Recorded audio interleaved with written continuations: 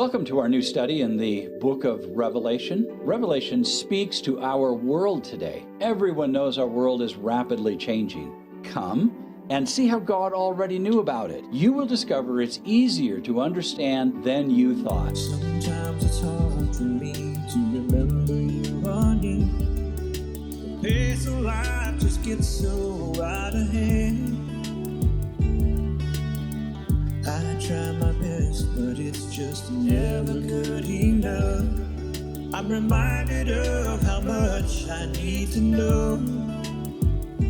You are for me, you're not against me. You are with me, I'm not alone. Through all the darkest times and brightest days, I know some things will always stay the same. I'm not alone. Welcome. So glad you could join us today. We have a really fascinating and very challenging presentation on the seven trumpets starting today.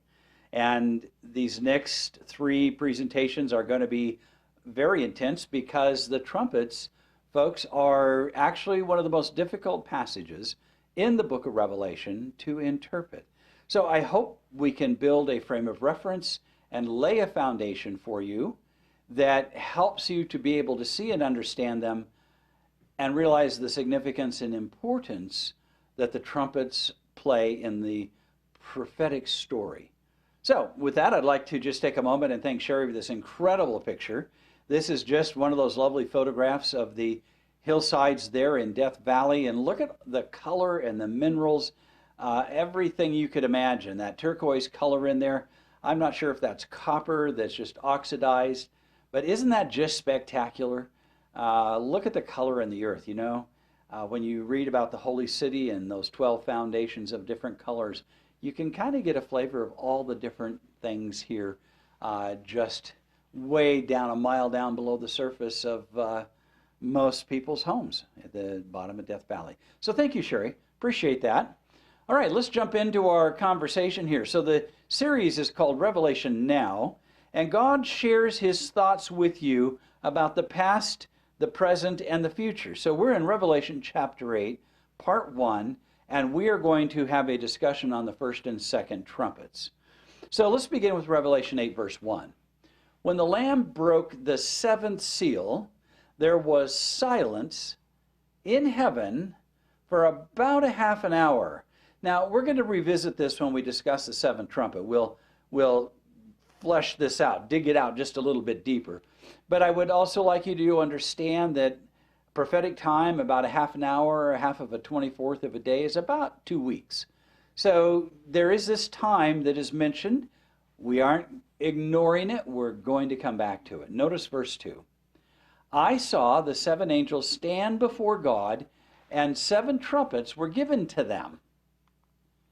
Now, when the trumpets blow in biblical history, they announce a number of things. Here in Exodus 19, they're announcing the presence of God. So it came about on the third day, when it was morning, that there were thunder and lightning, flashes, and a thick cloud upon the mountain, and a very loud trumpet sound, so that all the people who were in the camp trembled. So there's the presence of God announced by a trumpet. Notice here, there's a judgment of God coming. But notice here in Numbers 10, 8, and 9, the priestly sons of Aaron, moreover, shall blow the trumpets. This shall be for you a perpetual statute throughout your generations. When you go to war in your land against the adversary who attacks you, then you shall sound an alarm with the trumpets, that you may be remembered before the Lord your God and be saved from your enemies. Now here you have to blow the trumpet to know that you're going to have victory over your adversaries. But notice that in the seven trumpets of Revelation, God has his messengers blow the trumpet for the victory of his church. And I think that's really a fascinating point. Now, notice that God's about to act here in Joshua 6, 4, and 5. It reads, and also 7 priests shall carry 7 trumpets of ram's horns before the ark. Then on the seventh day you shall march around the city, that's Jericho, 7 times, and the priest shall blow the trumpets. Now the trumpets blow here, announcing a coming judgment of God, and in this case, Jericho, the walls collapsed. Isn't that interesting? So here, the trumpets blow because God is right on the verge of acting on behalf of his people. Now that's a theme that plays throughout the trumpets, and I hope we can continue that conversation and help you understand.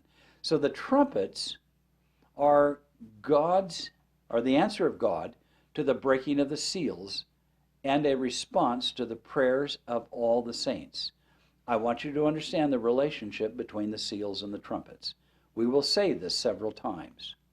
So the trumpets blow in response to the prayers of the saints we spoke about in the 5th seal, and God is going to act on behalf of their prayers as he acts on behalf of our prayers.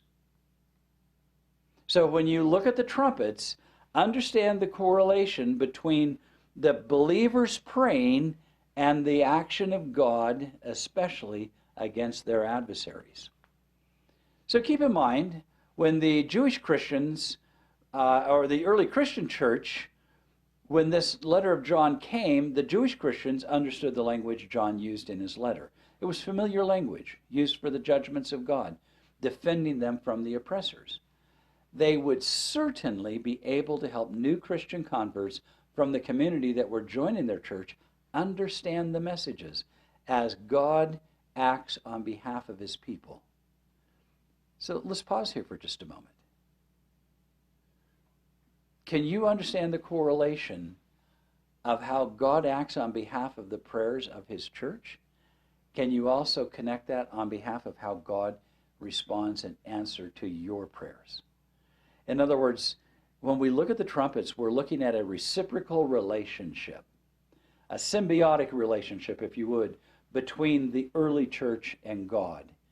And the angel messengers, in concert with the Father, are acting on behalf of the prayers of the people in the church. That makes the 7 trumpets really a profound moment in biblical history. But understand how important that is for you personally and in light of your own personal prayers of a God who answers them. Revelation 8, verse 3. Another angel came and stood at the altar holding a golden censer, and much incense was given to him so that he might add it to the prayers of all the saints on the golden altar which was before the throne. The smoke of the incense with the prayers of the saints went up before God out of the angel's hands. So on earth people are praying, but notice how this angel makes, I'm sure you've all burned incense, or maybe you haven't, maybe you should try it sometime. But notice how this angel has added to enrich before God the aroma, the sweet aroma of the prayers of the believers. Now that's profound. That should cause you to take just a moment to take a deep breath and understand this relationship to the prayers of the early church where we're at in the first trumpet. But then can you connect that to your prayers in the present today? God acts on behalf of the prayers of his people in Revelation 8. Notice verse 5. Then the angel took the censer and filled it with fire of the altar, that's sacred fire, and threw it to the earth. And there followed peals of thunder and sounds and flashes of lightning and an earthquake. Isn't that a graphic and spectacular moment in spiritual time? We can identify the time of the trumpets by the location in the temple. It says that the altar represents the time of intercession of God's people. In other words, the censer with the coals is the altar in the Old Testament symbol where Christ would be the intercessor, or in the Old Testament, the priest would be interceding on behalf of the prayers of the congregation. So here we can look and say Jesus is still interceding in the heavenly sanctuary on behalf of the prayers of the believers. Now, a side note here that I think is rather interesting. This parallels the ministry of Jesus to his church on earth, where Jesus is walking among the candlesticks. You see, the message of the seven churches and the seven seals tells the prophetic story of the gospel. At the same time, the seven trumpets reveal God acting against the oppressors of his church and the believers for the prayers of the saints. Now, a saint is not a statue in the church. I just want to clarify that. The word saint simply translated means the prayers of the believers. So whenever you see the word saints, don't get this image in your mind of some frozen statue in time. You're a saint because you're a believer, okay? Just make it fun. So I guess I'm talking to saints. That's pretty cool. So the action of the censer filled with incense and fire cast to the earth happens during Christ's intercession. The trumpets would be the announcement of the coming action of God against the oppressors of his new church. Okay, I think I've said that several times now. Bear with me. Verse 6. And the seven angels who had the seven trumpets prepared themselves to sound. Now, we have consistently started the seven churches and the seven seals right after the cross, and following the cross of Christ, traveling in spiritual time all the way down to the return of Jesus. So we are going to be consistent, and we are going to start the seven trumpets in the same consistent manner as they begin during Jesus' intercession. Now that first trumpet blows, bringing a judgment on Israel for its participation in the crucifixion of the Son of God. Israel suffered the judgment on Jerusalem, their capital, in 70 A.D. with the temple's utter destruction as prophesied by Jesus himself. So let's look at it carefully. The first trumpet sounded, and there came hail and fire mixed with blood, and they were thrown down to the earth. A third of the earth was burned up, a third of the trees were burned up, and all the green grass burned up. Now, a third means this is a specific or limited event, or a specific region or area. The first trumpet falls on Israel for breaking their covenant with God and crucifying the Son of God and rejection of the gospel. Notice what Peter says in chapter 4 of 1 Peter, verse 17. For it is time for the judgment to begin with the household of God, and if it begins with us first, what will be the outcome of those who do not obey the gospel of God? So it would be logical to believe that this judgment would start first with the house of God. Notice Matthew 3, 7 and 10 in verse 7. And when he saw many of the Pharisees and Sadducees coming for baptism, he said to them, You brood of vipers, who warned you to flee from the wrath to come? In verse 10, the axe is already laid at the root of the trees.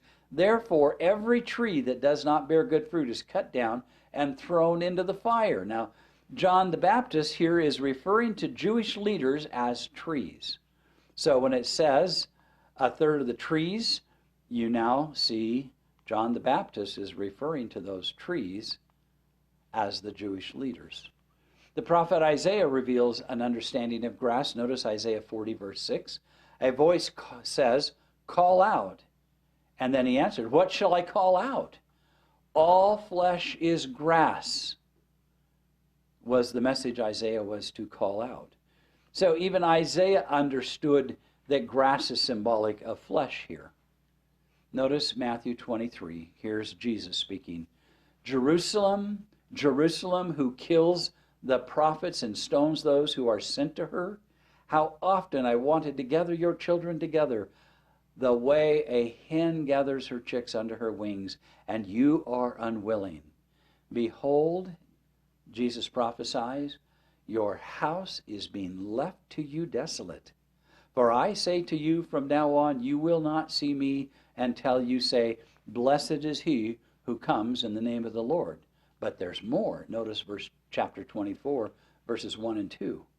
Jesus came out from the temple and was going away when his disciples came up to point out the temple buildings to him. And he said to them, do you not see all these things? Truly, I say to you, not one stone here will be left on another. So here Jesus is speaking now as the prophet, prophesying the coming judgment against the temple and against Jerusalem that would come in 70 AD. So what did Jesus know?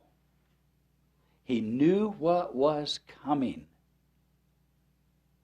And he wanted his disciples to see this and know this, because Jesus knew that one day we would be studying the book of Revelation. And here it is, right here, the prophecy of this coming judgment on Israel, on their temple, and on Jerusalem. And it came right on time. I'm not saying I'm glad about this. I don't think it's a kind of story you find joy in. To me, it's a great tragedy. It's a sad story. The second trumpet blows, and it's going to bring judgment on Rome for its participation in the crucifixion of the Son of God. You see, Rome would fall at the hands of the surrounding tribes. The second angel sounded, and something like a great mountain burning with fire was thrown into the sea. And a third of the sea became blood, and a third of the creatures which were in the sea had life, died, and a third of the ships were destroyed. Now, pagan Rome is the recipient of the second trumpet. And here's why I say that. Because in the Old Testament, the prophets always referred to kingdoms as great mountains. And in this, when the trumpet blows, a kingdom, which is a great mountain burning with fire, is going to collapse into the sea. And a third of the sea would become blood. When we get to Revelation 17, you'll see that the word sea prophetically represents people. So this is a bloody event that is coming, in this case, on pagan Rome. So let's pursue this a little bit deeper. Jeremiah 51:22. Who destroys the whole earth, declares the Lord, and I will stretch out my hand against you and roll you down from the crags, and I will make you a burnt out mountain. So here Jeremiah is prophesying against this nation and referring to him as a burnt out mountain. Again, the language of judgment against an empire, against a nation. So I think we're being consistent here. So a third, or the thirds, we have a third of the sea up to blood. That's those who oppose God. The creatures in the sea destroyed. That's their economy is devastated. And the ships are the wealth and pride of the nation. A third of those are destroyed. Now what would remain would become a new empire.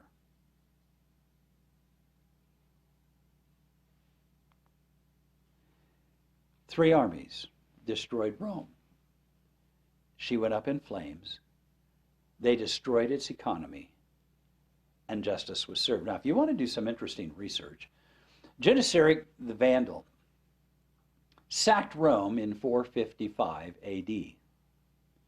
And if you look at these tribes, these little nations around coming against the Roman Empire, it's quite remarkable that they had such tremendous success. But Alaric the Goth in 410 AD sacked Rome for 3 days and hauled off slaves, prisoners, gold, and took all of those things. Probably the most interesting was Attila the Hun. He had a nickname as the Scourge of God. And let me give you just a little bit insight into Attila the Hun. He had negotiated a truce that the Roman Empire was to give him, specifically Eastern Roman Empire, I think it was 600 pounds, and don't hold me to that, of gold a year. And you know what happens if you don't pay your bills to the Huns? Okay, let's just slow down here for just a moment.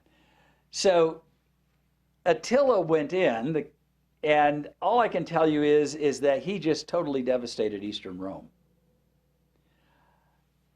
Again, do your research, dig this out a little bit deeper, a little bit farther, but I think you're going to discover that I think he ended up demanding like 6,000 pounds of gold.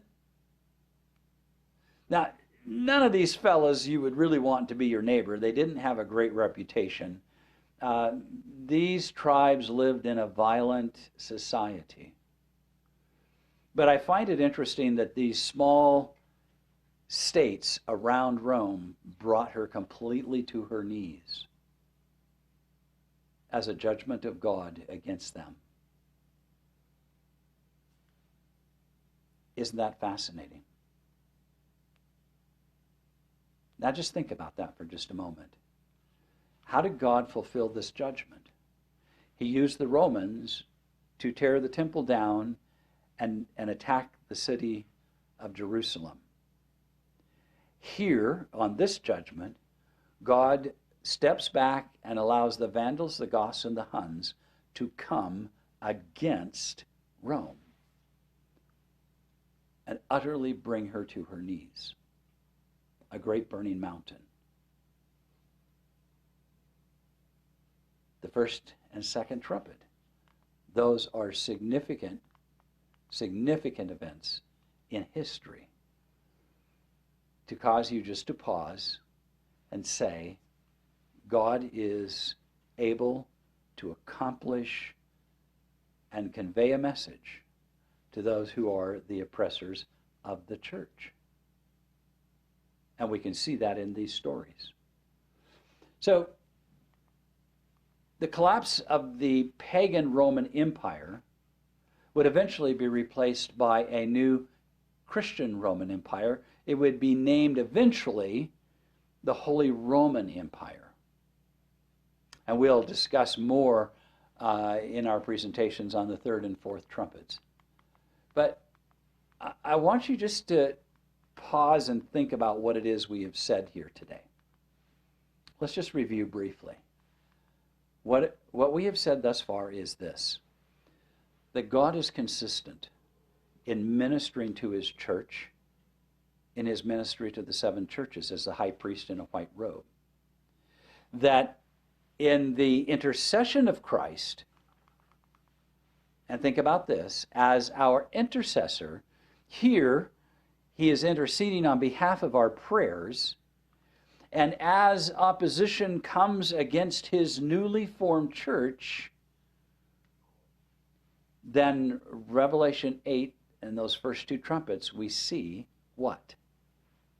We see that God is intimately involved not only in ministering to those seven churches in history and in time, not only the unfolding of the attacks against the gospel in the seals, and he's proclaiming the church victorious in both of those stories. But as opposition, Satan is the enemy of the church. As opposition begins to come against the newly formed church, what do we learn today? In the trumpets, we have a personal God who acts, my friends, on behalf of the prayers of his church. Can I make that just a bit more personal? He also acts on behalf of your personal prayers. Because as we understand the book of Revelation right now, we understand that Christ is still in the intercessory ministry in the heavenly sanctuary.